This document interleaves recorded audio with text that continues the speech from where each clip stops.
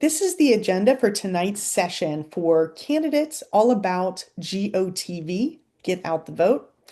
I'll share some general information about GOTV and then talk about how it impacts your race around targeting and your tactics, the scripts you will use to talk to voters, some information on specific skills you might want to use in Votebuilder, and then we'll wrap up with some next steps. So jumping into what is GOTV? It does stand for Get Out the Vote. People say GOTV, not GoTV, generally. And GOTV is really a verb and a time period. So the verb, you'll hear people say, let's get out the vote, let's GOTV. Then the time period, it used to be GOTV was really thought of as the final 4 days of an election. So Tuesday, election day, the Monday, Sunday, and Saturday before. North Carolina has a great tradition of early voting, and the time period of GOTV is a little broader than just those final 4 days. Now, really, I'm going to talk about GOTV as the period as soon as people can vote for your race. So when people start early voting, basically from then on, every single day is election day. If you attended some of the earlier training sessions, I think in particular the strategy and planning session, I previously had shared this view about the phases within a campaign. Capacity building is all about setting up your campaign, finding your team, whether that's staff, volunteers, your kitchen cabinet, who can help you. Then there's persuasion. How are you going to talk about yourself? Why are you the right person for people to vote for? Why should people give you their vote? Then GOTV starts as soon as people can early vote, and you have the final 4 days, Saturday, Sunday, Monday, Tuesday. I'm going to throw this question out to the crowd. If you have thoughts, I would love if you want to type it in the chat or raise your Zoom hand. Who has been involved in a campaign during GOTV period? What's different during GOTV? How do things change? Jonah. As a candidate, um, your stress levels are like at the highest because you know people are actively voting or not for you. When I was a House candidate, I was tempted to make a lot of very bad decisions driven by anxiety about how I spend my time. Um, I was obsessed with doing XYZ thing at the polls that had nothing to do with actually getting people who may or may not vote to vote.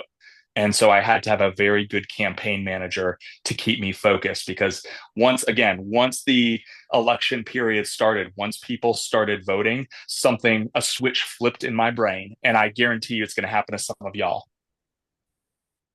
Thank you, Jonah. More energy, a bit frantic, Sharon says. Yes. We got one more? All right. Well, here's what I was thinking. As Sharon said, and as Jonah was alluding to, it is more intense. The excitement and the stress ramp up. However busy you have been up until GOTV, up until early vote, it will get busier and more stressful. You only have a finite amount of time to get people to vote for you in your election, and those days tick by. Also, and you might have already started seeing this, once we get past Labor Day, once kids are back in school, summer vacations are over, kind of the mood changes, the vibe. It feels a little different. Voters start paying a bit more attention to the upcoming election. Volunteers can start paying more attention to the election. People you don't even know yet could still, in these next 50 whatever days, come out of the woodwork to help you, hopefully. when it comes to the activities you're doing, again, kind of what Jonah was talking about, some things will taper off while your voter contact activities increase. So hopefully, for example, by the time you get to, say, the final 3 weeks before Election Day, hopefully you're not spending a lot of time fundraising. You've raised the money you need to fund your campaign. You're really focused on what actions can I take to get more people to vote and get them to vote for me. I've mentioned early vote, EV. Early vote is really any method of voting before Election Day. Now, for most of North Carolina, municipal elections this year, Election Day is November 4th. Some people have an election in October. Charlotte had a primary a week ago, 8 days ago. Yes. So for most of you, November 4th is the day. So whether somebody votes in person at an early polling location or if somebody sends in a mail ballot, however people are voting before Election Day is what I'm referring to as early vote. Why is early vote so important? I got three things for you as you think about what you should be focusing on and what early vote means for your campaign. By giving voters opportunities to vote outside of just election day, voters have more options available to them. This should reduce some barriers to participation, increase equity. If you only have Tuesday, November 4th as a day when people can vote, if you have some type of time commitment, you can't get away that day. It's challenging. But thanks to the early vote period we have in North Carolina, voters have options. Second, you might have experienced this, and hopefully you will keep this in mind as you're doing your voter contact. Votebuilder will start telling you who has already voted. This is really important for prioritizing your work. If somebody has already voted, it's not a good use of your time to still knock on their door and talk to them. They've already cast their ballot. The benefit to voters is that if you vote early, we'll stop bugging you. We know when it gets close to election day, you get texts, you get emails, you get phone calls, you get direct mail. A lot of communication comes at you that final week or so. For people who vote early, the Secretary of State updates the voter roll. We update Vote Builder. You will know who has already voted so you can take them off your list and use your time more efficiently. Also, all the work we're doing now up until early vote, GOTV, the final 4 days, we're getting better and smarter. You're probably getting better at your pitch as a candidate. You have gotten questions from people that you've had to figure out what the answer to those is, whether it was a statement about your values, about a potential policy position. We've all been building stamina, building muscle memory, getting smarter and better at campaigning. It's going to get more intense and it's going to get more stressful. What can you do to make GOTV smoother? And I would love to see a couple suggestions in the chat or Zoom hands. What can you do to help make GOTV a little less daunting, a little smoother?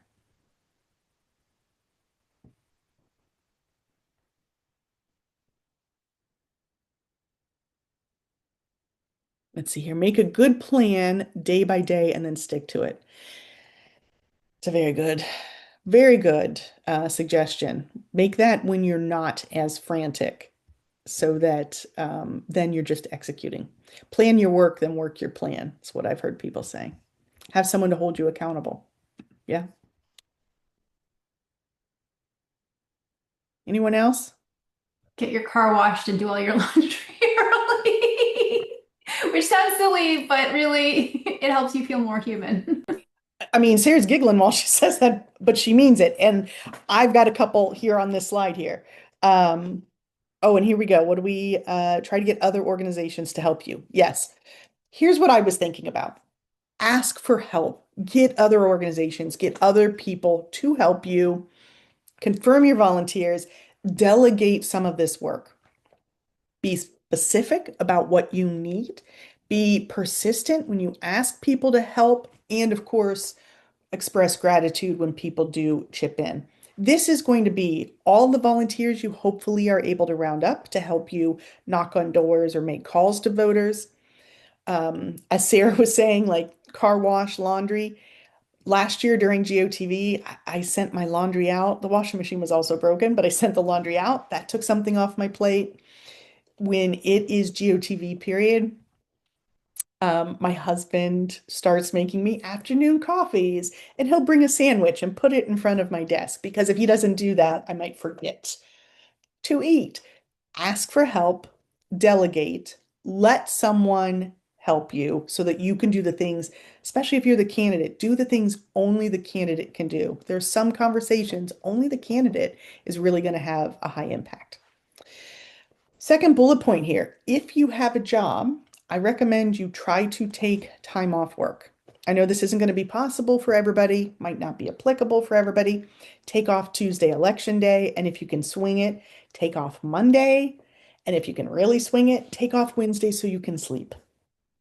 So take off time from work if you can, along the lines of car wash and laundry. Drink water, eat food, get some rest. It can be very intense, but you also need to take care of yourself physically so that you make it to the finish line. The fourth one here, this is kind of my little extra credit suggestion. Think about what you can do to rejuvenate, to reward yourself, to rest, to treat yourself after election day.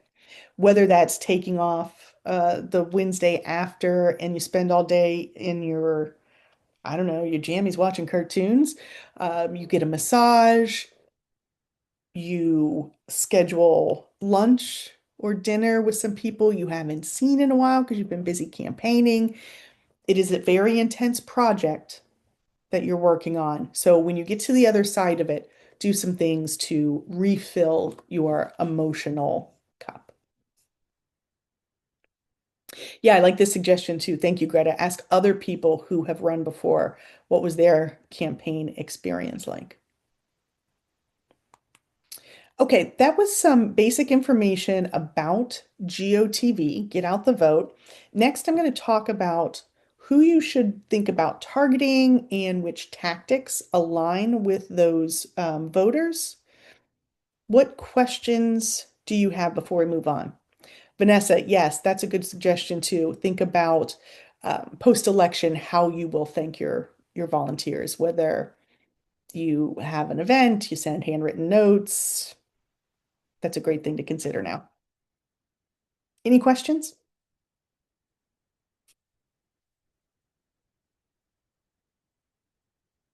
Let's talk targeting and tactics. So in previous sessions, we've talked about how to match your tactics to your strategy. This is a good time before we get really into GOTV. Most of you probably still have a month before you're really in that period, 5 weeks. Go back to the intentions, the goals, the plans you set originally, and do a bit of a gut check. Hopefully, ideally, you have someone who can help you do this gut check so that you're not too hard on yourself and so that you do have someone holding you accountable, whether you have a campaign manager or you're working closely with a particular volunteer or your county party. This is a time for a little bit of a progress report. What have you done so far? When it comes to your budget and fundraising, have you raised enough money to fully fund your campaign? Have you raised more than you expected? So you've got extra money that you can spend. Have you raised less than you expected? And you've got the next couple of weeks to really beef up your fundraising, or perhaps it means some of your tactics have to fall off. Do you have volunteers? Who is helping you? Are there people who you haven't yet asked that you should? Who are your endorsers and what are they doing to help you beyond just saying, I'm Christy and I support Sarah O'Brien? Do they have email distribution lists where they can promote your next Canvas event? Do they have an event coming up where you might meet a lot of voters that are relevant to you? Are there other things that your endorsers can do? And what have you done so far for your voter contact? Have you been knocking doors? If you haven't yet, now that we're past Labor Day, absolutely get that started. We can help you if you haven't been doing that yet. If you've already been knocking doors, fantastic. That will pay dividends. If you've been knocking doors, if you've been phone calling or talking to voters, then you can look in Vote Builder to start getting a sense. How many people have you talked to? How many supporters have you identified? And I'll show you more about that here in a little bit. Second point, what kind of response have you gotten? Do people seem excited about your campaign? Have people brought up community issues that you hadn't previously considered and you need to develop a position on? Things like that. Did you make a plan for GOTV? If you did, do you need to make any adjustments? If you haven't yet, now is the time.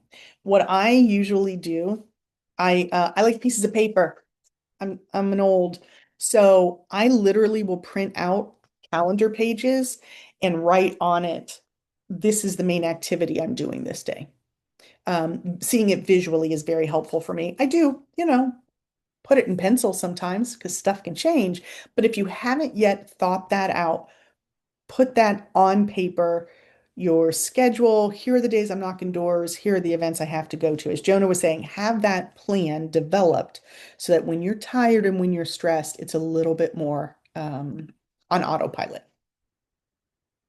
The final bullet point here, and this is going back to the Vote Builder one, which I'll show in a little bit, but how many supporters have you identified so far? How close does that get you to your win number? Because that's going to influence the tactics that you should probably do going forward.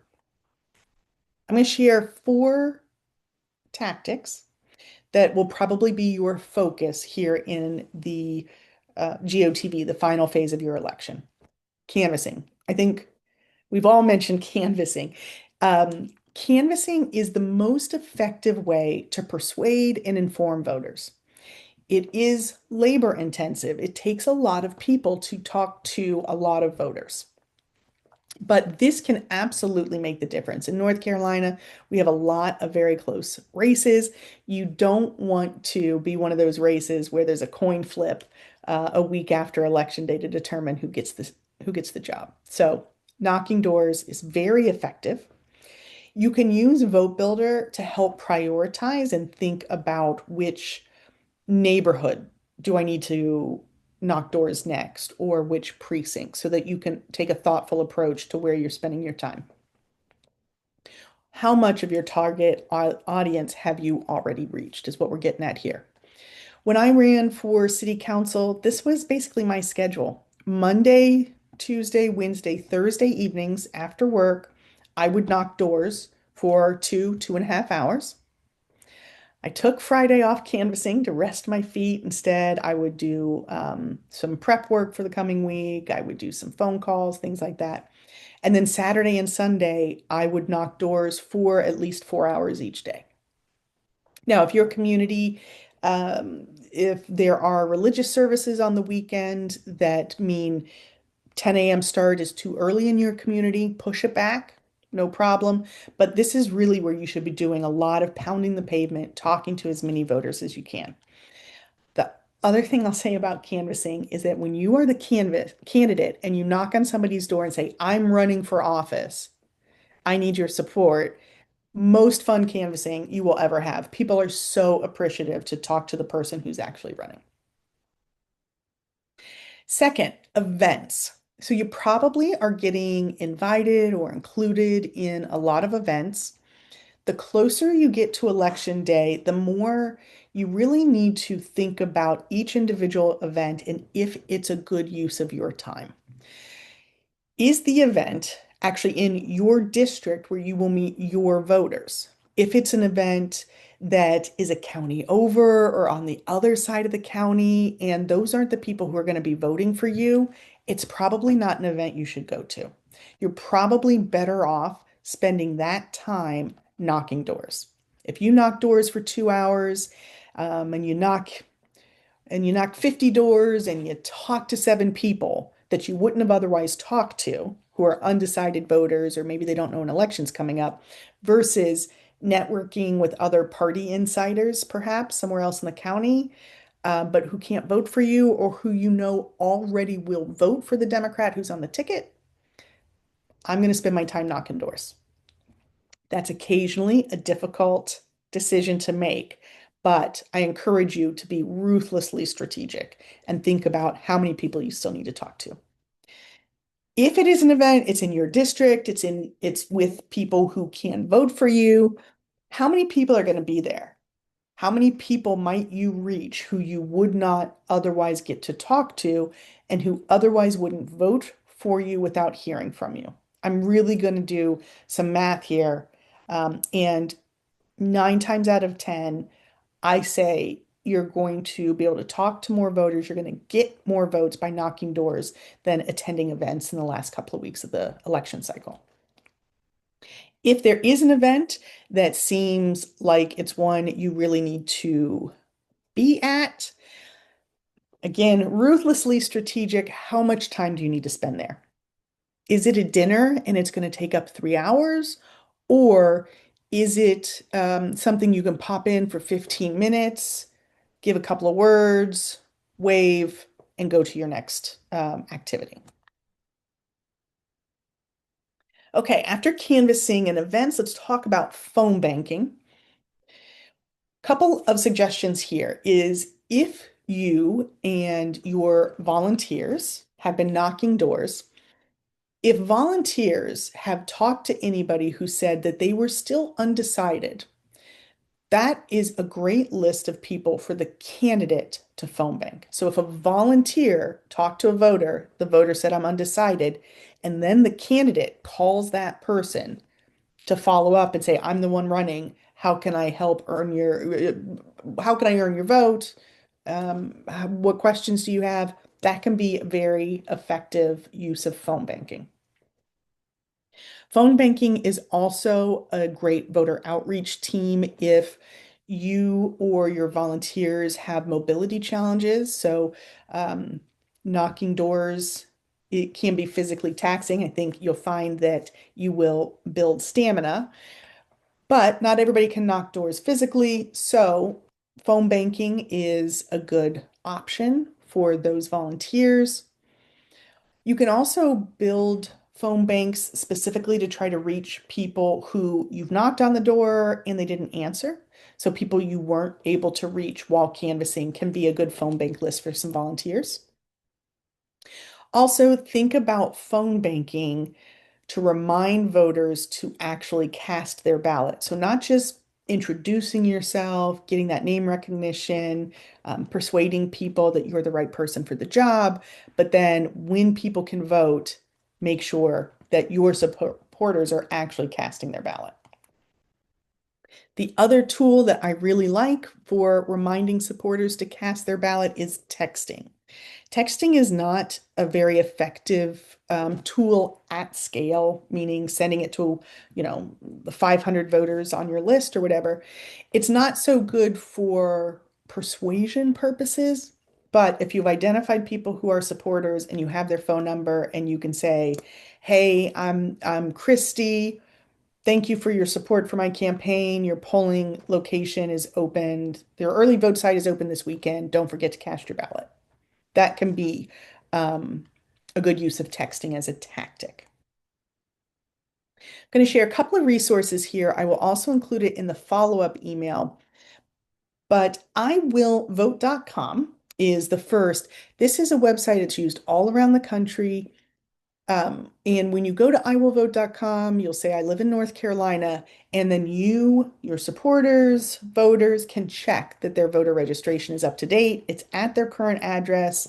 And if someone isn't yet registered, or if they have any discrepancies that they need to adjust, they can get information on iwillvote.com. Then also, I encourage you to save this phone number, the voter protection hotline phone number in your phone in case anyone has challenges or issues when they show up to the polling location. This will be staffed by expert volunteers, particularly as we're going through early vote and on election day, this will be staffed pretty much all day. So if anyone has any challenges, they should be able to speak to someone right away. Oh, one thing, Sarah, I forgot to put this in here. Sorry. It goes in the script, but remind your supporters to have their ID with them when they go to the polling location. Okay. There was some information on targeting tactics, which tactics to keep doing, which to scale back, what timing to use those tactics. Before we move on and I share information about what a GOTV script looks like, what questions do you have so far?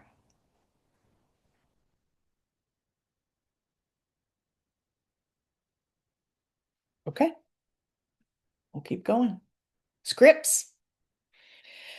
There are three key elements in a GOTV script that come up. You might have seen them if you've canvassed for other campaigns before that aren't really in the script before you get to that GOTV phase. Identity labeling, social pressure, and make a plan.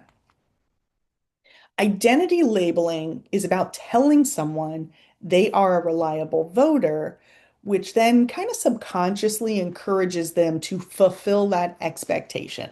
This is some specific language and wording that has been researched in the past. So the sample text here, and this will be included in the scripts that we share. Thank you so much for your support. Official records show that you are a reliable voter and the type of person who sets a good example in your community. Your election day polling location is at this address, and this is when it's open.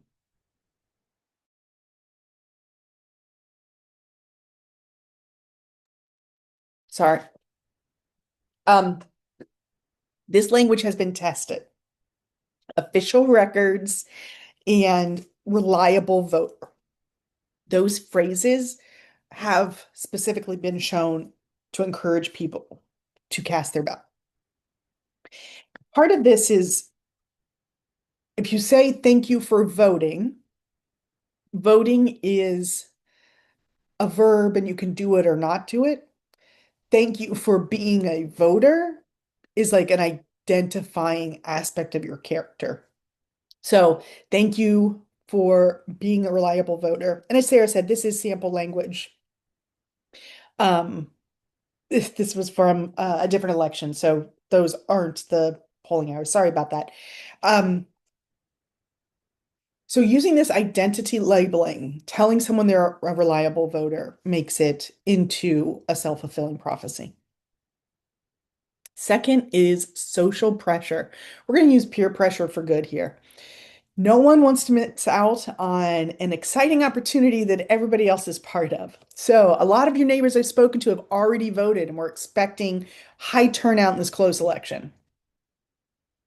Very easy to say. The second part, I personally find a little bit more challenging to say, but it does work.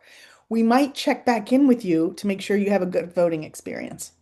This is probably easier for you to say as the candidate in your community. I want to hear from you after the election. How did it go? Did you have any issues? I want to make sure you had a good experience. So this is all about encouraging FOMO, fear of missing out, and telling people like everybody's voting. It's what all the cool kids are doing. So that's peer pressure for good. The final element here is make a plan. So help voters visualize their voting plan, when, where, how they will vote. That makes people remember the information, remember the fact that they want to vote.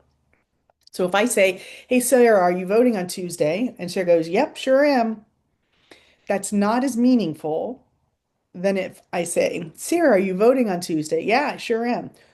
Awesome. Do you go before work or do you go after work? Are you gonna go with somebody? Do you take the bus? Will you drive?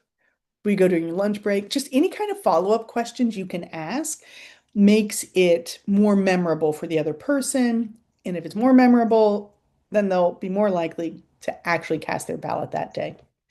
So we make plans all the time to get things accomplished. We're helping people plan how they're going to vote.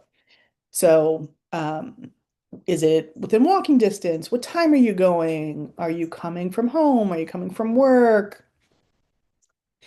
Um, you're taking somebody with you. Things like that will help somebody remember that.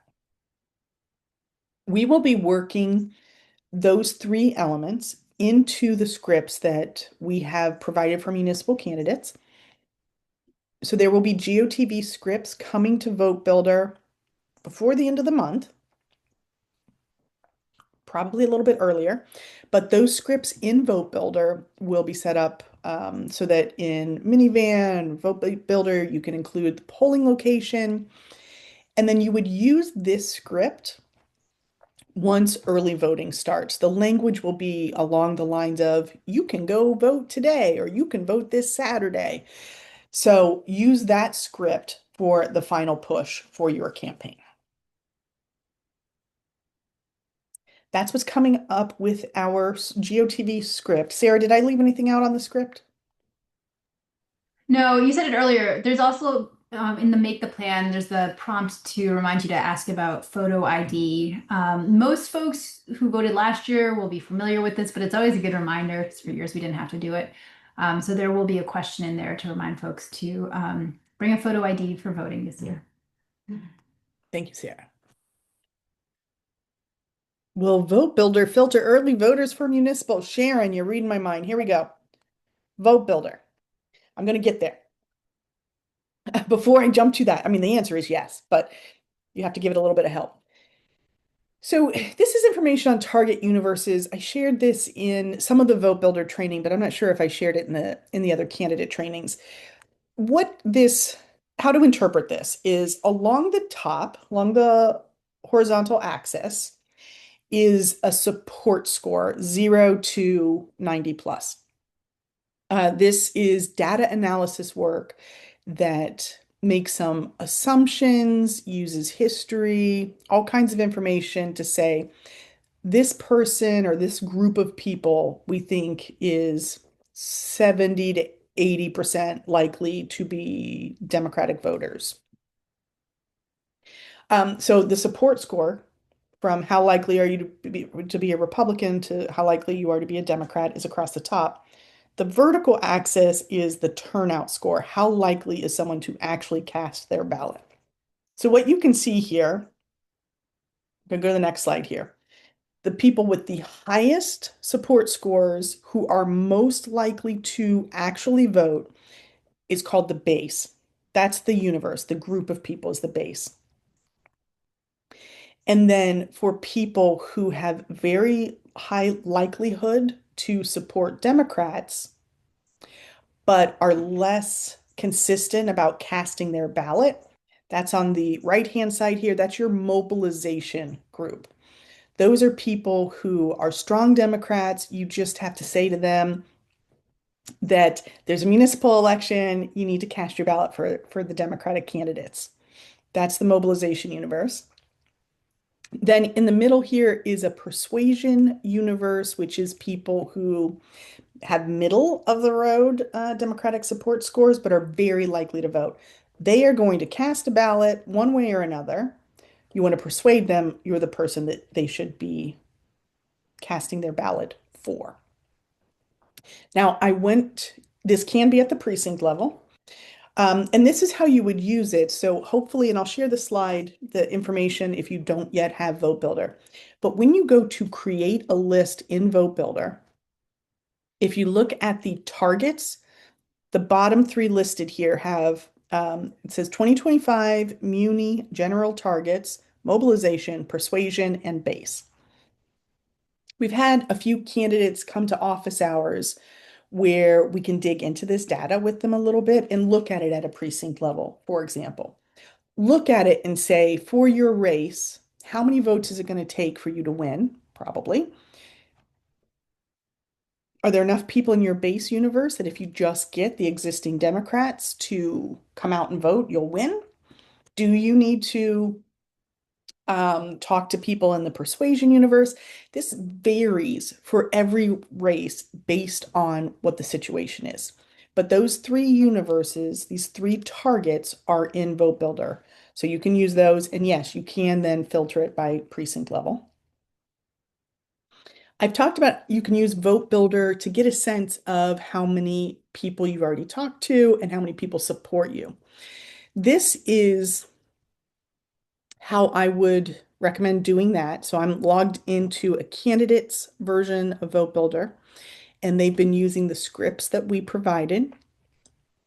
One of the questions is 2025 candidate support. So 2025, Sarah O'Brien, support score, Vanessa Abernathy, support score, whatever. If you select strong support, lean support, you can find out how many people have identified as that level of support for your race so far. So for campaigns that have been doing a lot of door knocking, you might get to the early vote period. You might get to GOTV and say, I've identified a ton of supporters. I should now focus on making sure they cast their ballot. Or you might say, gosh, I haven't yet identified enough supporters. I need to continue introducing myself to the first time to voters and then get them to actually turn out and cast their ballot. So you can look at those numbers, give you a sense, how many supporters have you identified? How does that compare to your win number or vote goal? And then think about tactic wise, do you need to keep doing persuasion and introducing yourselves? For a lot of candidates, that is going to be what you continue doing up until election day, introducing yourself to new likely voters and getting them to cast their ballot. But we can help you think through that during office hours if you're interested. Now, here, I think it was Sharon mentioned, one of the benefits of Vote Builder is that once people start voting, the Secretary of State marks that they have already voted, and then those names can come off your list so you don't have to talk to people. You don't spend time talking to people who've already cast their ballot. In Vote Builder, this is what that looks like. So when you're creating a list, one of the categories of information that you can filter by is early voting. Now, if you use this right now, this is only going to be relevant for candidates who have an election on October 7th. Shortly after that October 7th date, where some communities have elections, this will be updated in Vote Builder and it will say early voting, election, municipal, November 4th. So when you get past mid-October, you can start using this. Now I've checked the box that says exclude people who have early voted. Add that criteria to any lists that you are pulling during early vote in GOTV so that people who have already voted drop off the list. You do need to add this criteria, and I encourage you to do so. Last thing on Vote Builder. So there aren't any more live trainings scheduled this year. But when I send out the follow-up email tomorrow, I will include a link to YouTube where these previous sessions have been recorded and are posted. If you are running for office this year, I would focus on Vote Builder 103 building canvases and maybe Vote Builder 102 building phone banks. The other sessions, if you are running in 2026, or if you're a county party leader or a precinct leader, you might get value out of all 6 of these. But if you've got 50 days until your election, I would focus on just the phone banking and the canvassing. And it includes screenshots that go step by step for how you would build your list and set up a canvas. I'm going to keep going in the interest of time because I have just a couple more things and then we'll have time for a couple more questions. So to wrap up here, this is important. Don't forget to cast your own ballot. You might get so busy, whether you're the candidate or you're a campaign manager, cast your own ballot. And I encourage you to do it as early as you possibly can. Every day between now and election day gets a little bit busier. So you don't want to leave that to the end. Cast your ballot.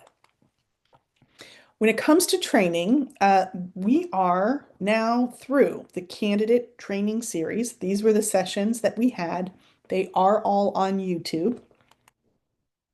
We do have a couple of trainings coming up in the next few weeks that candidates or county party leaders might be interested in. On Thursday, we have a 90-minute training on cybersecurity and privacy. And then October 7th is a 90-minute training on physical safety and event security. So those might be topics that you're interested in. They will not be recorded. I would probably knock doors before I attended those events, but maybe there's somebody, a volunteer or somebody in the county party who could attend for you and then share the information and key learnings with you so that you can be out knocking doors. Oh, wait, let me drop the links. Oh, Sarah's got it. Thank you, Sarah. Sarah put those links in the chat. If you have not yet requested Votebuilder, it is not too late. It is very powerful. As Jonah said, it can be expensive, and the other states are mad at us for giving it away for free. So let's really make them mad and have everybody take us up on it. Sarah dropped the training links. She'll share the information on requesting Votebuilder if you don't have it yet for your campaign. The campaign plan template we have been building throughout the candidate training series. It includes links to all of the training slides and recordings. So if you haven't yet looked at that, and if you're at like a county, if you're here because you're not a candidate, but a couple people said they want to be able to support candidates, copy that, send it to people who are Democrats who are running, let them get a head start for 2026. Then the last, second to last link we'll share here. Discord is a community kind of chat app similar to Slack. We have a North Carolina Democratic Party Discord, and there is a private area within that for candidates and campaign managers. So that is another place where you can get access to resources, commiserate with other people running for office, all that good stuff. Miriam, I'm glad you're finding Votebuilder helpful. This isn't the last link either. I have office hours Fridays from 11 to 12. I'm not doing it this Friday because I'm driving to Asheville for an event Saturday, but most Saturdays 11 to 12. And then there is a candidate focused office hours Mondays at 1 o'clock. So we did that earlier today. Here's the secret kind of trick here for these candidate office hours. Not that many people show up, and a bunch of staff members sit there just waiting for someone to come and give us something to do, and we're a little bored. The candidates who do come are always like, whoa, that was way more help than I expected. So if you need help thinking about your campaign plan, how to spend your budget, the timing, what's your vote goal, whatever you need, pop into office hours on Mondays at 1 o'clock, and we are there to help you. With that, I'm going to stop my screen share and stop the recording, but we've got a couple more minutes for questions.